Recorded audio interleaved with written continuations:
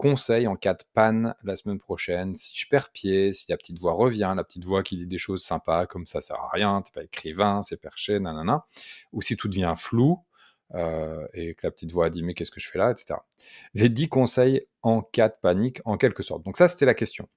Et j'ai effectivement renvoyé 10 conseils, je trouvais ça rigolo comme format et j'ai dit: «Bah, très bien, quels seraient les 10 conseils que moi je me donnerais?» Et j'ai fait une petite liste et donc je vais diviser cette liste en plusieurs vidéos parce qu'ils sont un peu longs et je vais essayer de les grouper, thématiquement autant que possible. La première chose, c'est de garder de la distance par rapport aux attentes que vous vous donnez. Donc le premier conseil que je vous donne quand vous vous lancez en écriture, c'est n'ayez pas d'attente. Avoir un objectif, oui. Avoir des attentes sur comment ça va se passer, non.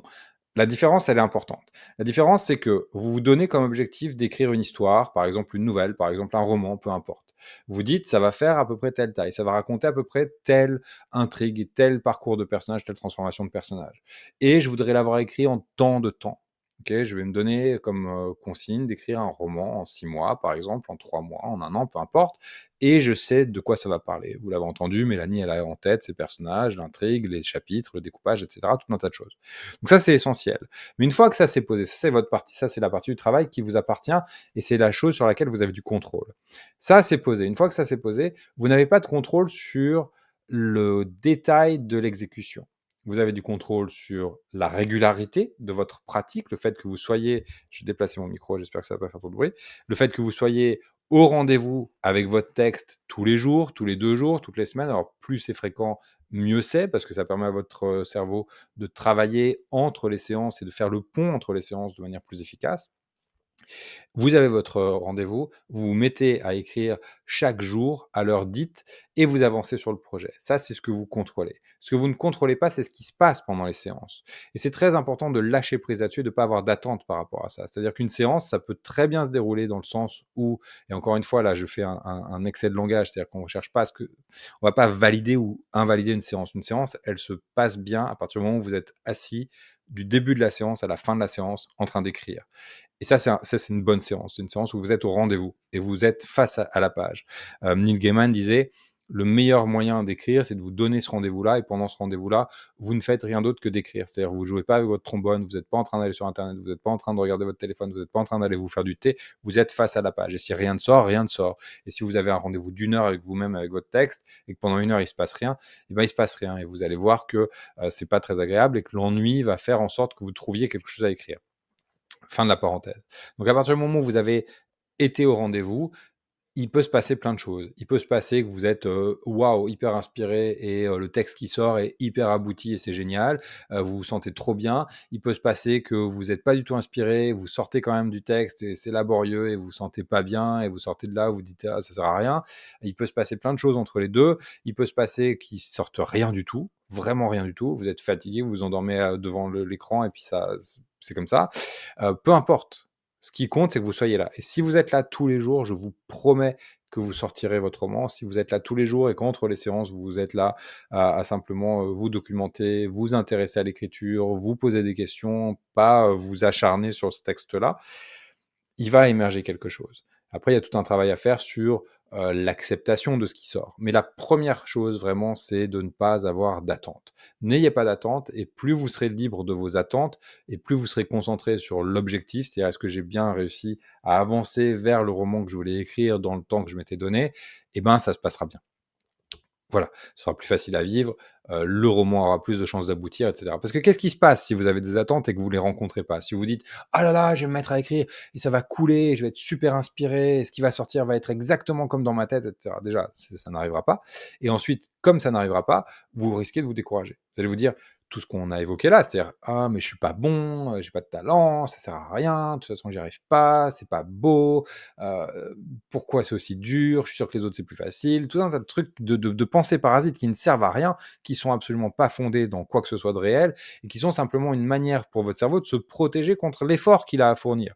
Dire ah c'est difficile, mince alors. C'est ça en fait qui se passe quand on a ces voix parasites qui nous disent ah gna gna gna gna gna gna. C'est ah là c'est plus difficile que ce que je pensais, j'ai vraiment pas envie de faire d'efforts.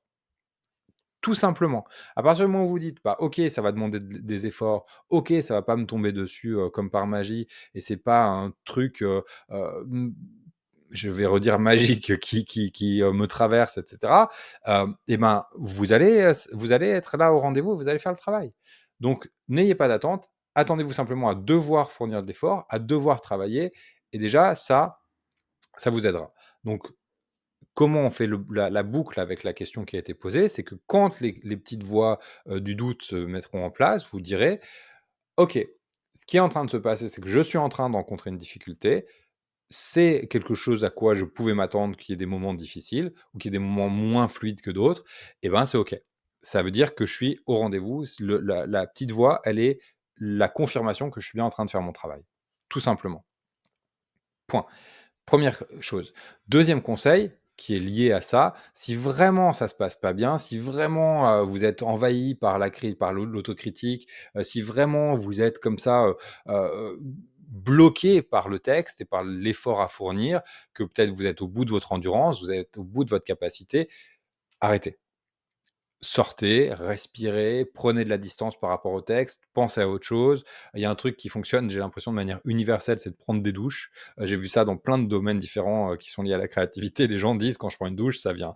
Alors est-ce que c'est lié au fait qu'on se détende? Est-ce que c'est lié au fait qu'on n'ait pas de de quoi noter? Je ne sais pas, mais en tout cas, il y a quelque chose de l'ordre de de de de la libération créative quand on est dans la douche où tout d'un coup, ça vient. C'est vrai aussi au moment de l'endormissement, c'est vrai aussi, dans des séances de méditation, si vous faites de la méditation, des choses comme ça. Pensez à autre chose. Le fait d'avoir le nez collé sur le texte, et on a souvent ce truc-là, surtout quand on a des attentes, surtout quand on exige beaucoup de soi-même, et cetera, on a cette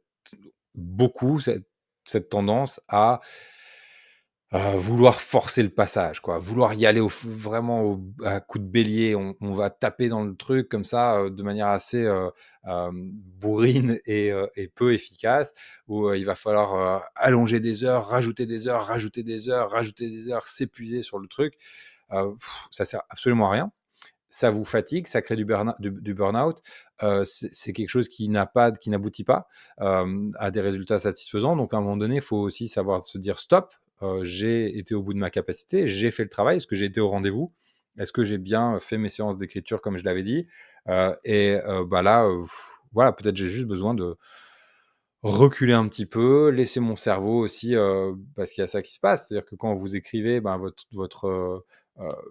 l'idée, la matière qui était prête à sortir est sortie et ben, il faut peut-être aller laisser le temps aussi à votre imaginaire, à votre créativité, à votre cerveau de créer la matière suivante. Pensez à de la terre. La terre, elle a besoin d'être nourrie et pour être nourrie, il faut qu'elle décompose de la matière organique pour créer, du nouveau sol.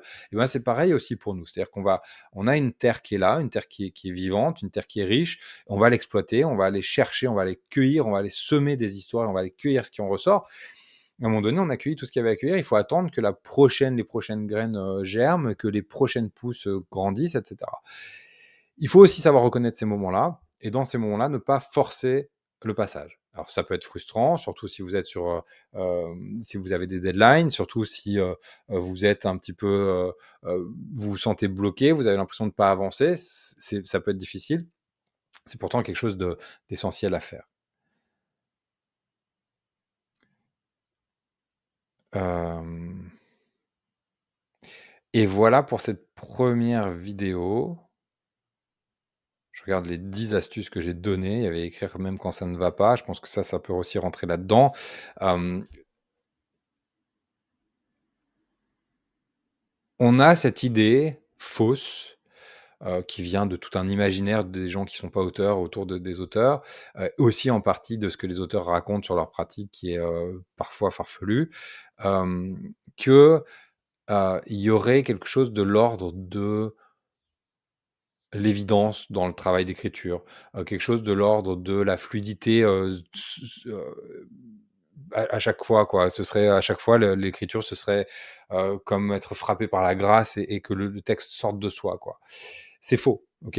C'est faux, d'autant plus quand quand vous vous astreignez à une créativité régulière, à une productivité régulière. C'est-à-dire que vous avez à cœur de sortir des histoires régulièrement de vous. Vous n'êtes pas simplement en train d'attendre qu'elle vous tombe dessus et de sortir une histoire, à la tous les, 46 du mois, quand elles décident de venir vous toucher de leur grâce.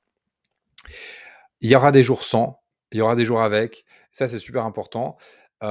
Et aussi et donc d'écrire même les jours sans, c'est important, ça rejoint un petit peu le 1er la première chose que je vous disais. Mais aussi il y a cette notion de, hem, on peut pas écrire et juger ce qu'on écrit en même temps. Ça, c'est une erreur qu'on fait tous parce qu'on a, je le dis souvent, mais on a cette, culture de la lecture et qu'en tant que lecteur, on n'a pas le souci de créer ce qu'on est en train de lire. On a simplement le souci de le recevoir et d'interpréter ce que ça nous fait, de nous dire: «Ah, ça me fait du bien, ça me fait pas du bien, c'est fluide, c'est pas fluide, j'aime pas», des choses comme ça. Quand vous apportez, en fait, cette culture de lecteur sur votre écriture, vous êtes en train de vous tirer une balle dans le pied. Parce que ce que vous faites, c'est que vous avez 2 casquettes à la fois, 2 regards à la fois, 2 paires de lunettes en même temps. J'arrête avec les métaphores. Vous êtes à la fois en train de créer quelque chose de toute pièce et à la fois en train de porter dessus un jugement qui devrait ne s'appliquer qu'à quelque chose de terminé. Vous ne pouvez pas, au moment où vous êtes en train de créer, être dans l'aboutissement de quelque chose qui a été travaillé consciemment, délibérément, sur une durée relativement longue de temps, sur quoi l'auteur a pu revenir, sur quoi il a pu recevoir des avis extérieurs, et cetera. Donc au moment où vous écrivez, votre jugement, il va forcément être là parce qu'il a l'habitude, parce que vous ne l'avez pas encore forcément bien, hem, apprivoisé, parce que, spontanément, c'est un réflexe aussi d'être en train d'essayer d'évaluer au moment où vous le faites, les choses où vous les faites, les choses que vous faites. Hem, Ce jugement, il faut apprendre à le suspendre et dire: «Bah, je suis en train d'écrire. Oui, je peux avoir une impression sur ce que j'écris et je vais la noter si vraiment elle me paraît importante, mais l'impression que j'ai, elle n'est pas juste parce qu'elle manque de distance». Donc, au moment où j'écris, je suis incapable de savoir si ce que j'écris est bon ou pas bon. De temps en temps, je vais juger que c'est bon et effectivement, je vais trouver que c'est bon plus tard. Et effectivement, certaines fois, je vais écrire et je vais trouver que c'est mauvais et je vais continuer à trouver que c'est mauvais plus tard. Mais si on regarde en fait dans le temps, si vous faites des sortes de statistiques en fait du nombre de fois où vous avez jugé que votre texte était bon et où derrière il était effectivement bon, ou des fois où vous avez jugé que votre texte était mauvais et que derrière il était effectivement mauvais, ou qu'inversement vous avez jugé qu'il était mauvais ou bon et que plus tard vous l'avez trouvé à l'inverse, et vous allez vous rendre compte que c'est assez lisse. C'est-à-dire qu'on a une marge d'erreur très grande sur ces jugements-là. Ça arrive très fréquemment que vous écriviez, que vous soyez déçu de ce que vous êtes en train d'écrire, que vous trouviez que c'est laborieux à sortir, que vous trouviez que c'est pas bon, et quand vous revenez avec quelques jours de recul, quelques années de recul parfois, en fait, vous vous rendez compte que c'est très, soit bon, soit acceptable. À l'inverse, vous pouvez à certains moments être dans une écriture qui vous paraît très fluide et très forte et très juste, et quand vous revenez derrière, c'est que c'est confus et ça va pas du tout. Et une des raisons pour lesquelles ce truc-là se passe, c'est qu'on associe à tort la fluidité de la pratique et la qualité du résultat. C'est-à-dire que votre cerveau, il vous dit: «Ah là là, c'est facile d'écrire, donc ça va être bon», ou «Ah là là, c'est difficile à écrire, donc ça va être mauvais». Or, c'est faux. C'est-à-dire que ça peut être fluide et bon, comme ça peut être fluide et mauvais, comme ça peut être laborieux et bon ou laborieux et mauvais. La qualité, ou en tout cas la fluidité de votre pratique, n'est pas directement liée à la qualité du résultat. Ce qui va faire le résultat et la qualité du résultat, c'est la clarté de ce que vous écrivez, c'est le côté délibéré des intentions que vous mettez dans le texte et de la manière de travailler le texte, c'est votre clarté sur les effets que vous avez envie de produire et sur les procédés narratifs et dramatiques que vous utilisez pour produire ces effets. C'est tout un tas de facteurs qui n'ont rien à voir avec la fluidité de l'écriture. Alors oui, souvent quand vous avez une meilleure clarté de ce que vous êtes en train de faire et que vous posez des intentions d'écriture plus claires en amont de l'écriture, la pratique devient plus fluide. Mais encore une fois, ça ne veut pas dire que le résultat va être bon. Ça veut simplement dire que vous allez dérouler votre fil avec aisance.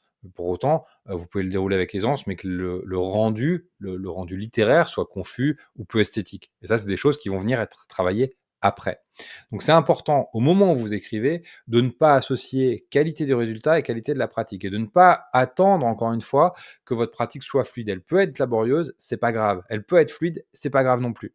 Ok. Elle peut être ce qu'elle est. La pratique, vous l'accueillez telle qu'elle est et vous allez au bout de la pratique, et le texte, vous le regarderez après. Il y a deux temps: le temps de la production, le temps de la réécriture, de l'évaluation. Donc le temps de la production, c'est le temps où vous sortez le texte, que ce soit un premier jet ou pas.